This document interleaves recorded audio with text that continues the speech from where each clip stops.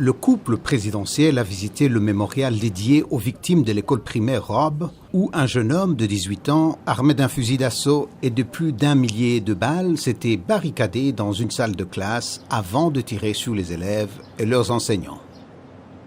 Les Biden ont ensuite assisté à une messe dans une église catholique locale où les habitants d'Uvalde avaient pris part à un service religieux un peu plus tôt.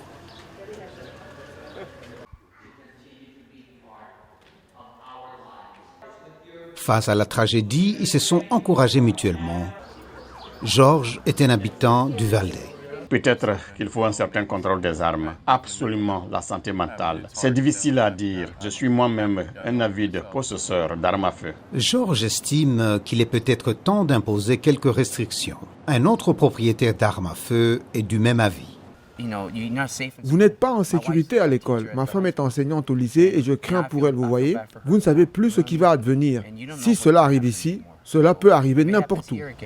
Un autre membre de l'Église dit tenir sa force de sa foi, mais aimerait que les responsables gouvernementaux agissent.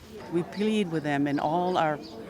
plaidons auprès d'eux et de nos représentants pour qu'ils écoutent les gens qui perdent leur bébé. C'est très important que nous changions les lois. Pendant ce temps, la National Rifle Association, le puissant lobby des partisans du port d'armes, concluait sa convention nationale à Houston.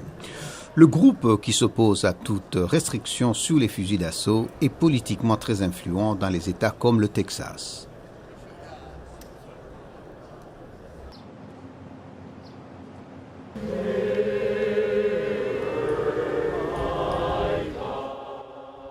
Alors que le couple présidentiel américain terminait sa visite à Uvalde, les habitants continuaient de rendre hommage aux victimes de la fusillade de mardi, chantant et déposant des cierges, des fleurs et des messages écrits en leur mémoire.